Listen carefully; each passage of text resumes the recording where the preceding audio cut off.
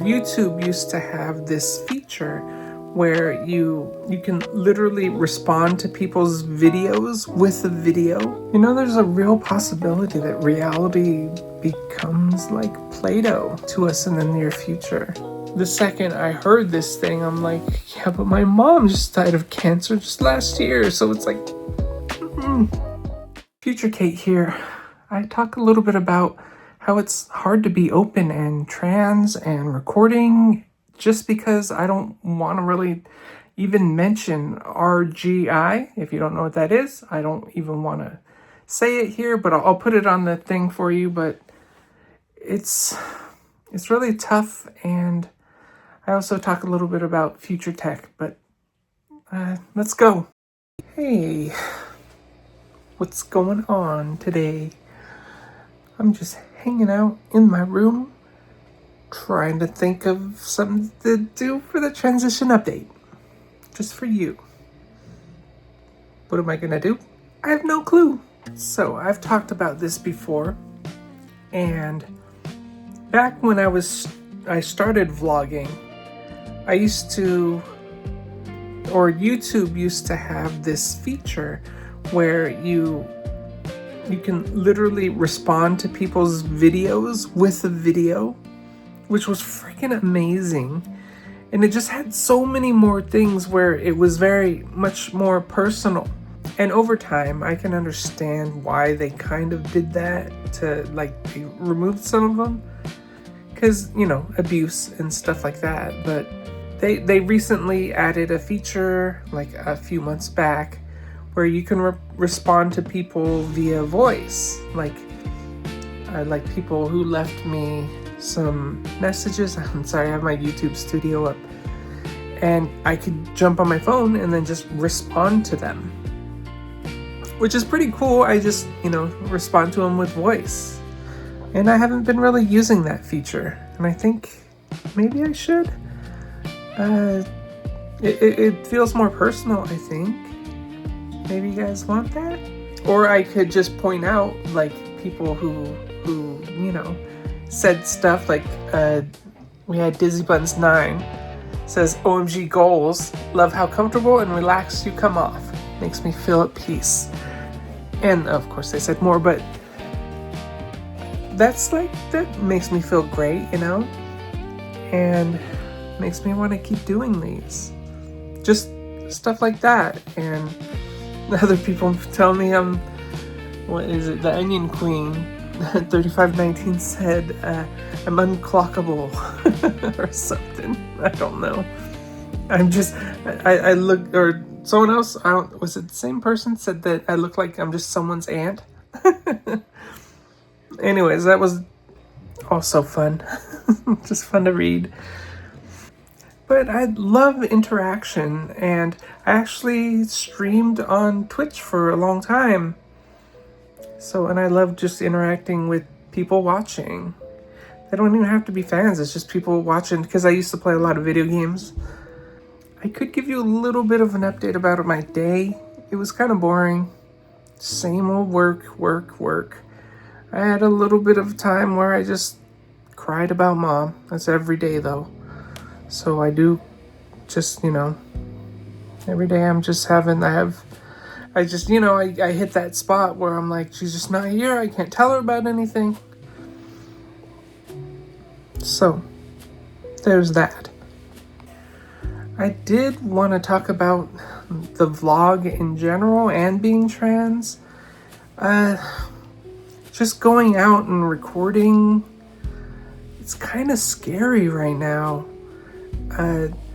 Sure, maybe if I'm going to a town that's like not close to where I'm at, like my friend Justin lives like up on the mountain, maybe I'm okay recording out there, but all this area is like kind of close to where I'm at, so it's like I don't want to record anywhere near there. So it's like, even just going to Redlands, maybe it'd be okay, like if there's some sort of event happening and I'm recording, and I'll try not to speak about the event before I'm going, but I'll find out and figure out what to do. I don't know. But yeah, it's especially in today's political climate, it's just so hard to want to, expose yourself anywhere. And I see these other people like just so freely, these other vloggers just so freely just be so open with that they're vloggers and everything. And then if I do that, maybe they'll come and look, and then they'll find my channel and they're like, oh, they're trans, maybe they're anti-trans, or maybe they're, and it's so tough. So it's hard for me to even talk about it outside of the vlog itself. And I'll watch like Shay Carl or Charles Trippie, and they got they just kept having kids. I mean, they just kept going with kids, and they have infinite content. When you have kids, or I have my nephews around, and Justin's kid, little man, when they were around, it was infinite content, because they just do stupid shit all the time and you can record it. Speaking of kids, my brother invited me to come live with him a while back around Christmas. And I said no at the time, because I want to be near my hometown. And I still do want to live in Southern California. It's just, California in general is very pro-trans, so I don't really want to leave this place. I don't know how Nevada does it, but I know I won't have the benefits and stuff I have there. So, don't really want to leave here. You know what I've never really talked about? Facial feminization? I don't think I've ever talked about that, and the only thing I've ever thought about doing, was recently I was talking about getting the tracheotomy or whatever it's called, to shave that. But that's all I've really thought about doing, facial feminization wise. I guess I got lucky as far as how well estrogen worked. So I don't really think about that all that much. There's a real possibility that reality becomes like Play-Doh to us in the near future, with large language models and them turning into supercomputers where we can change all kinds of crazy stuff.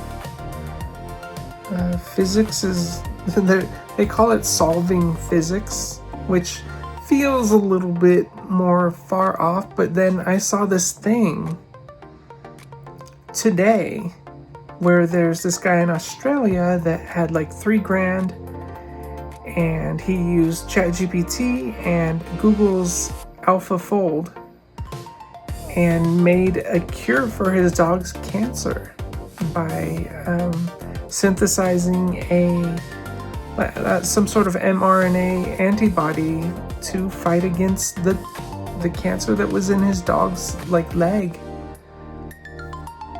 And it was spread all over his leg. You see all kinds of marks where there were tons of tumors everywhere. But then you see the after picture, and then there's the guy on an Australian TV show or something like that, and he's talking to, it's a morning show, and that's kind of crazy.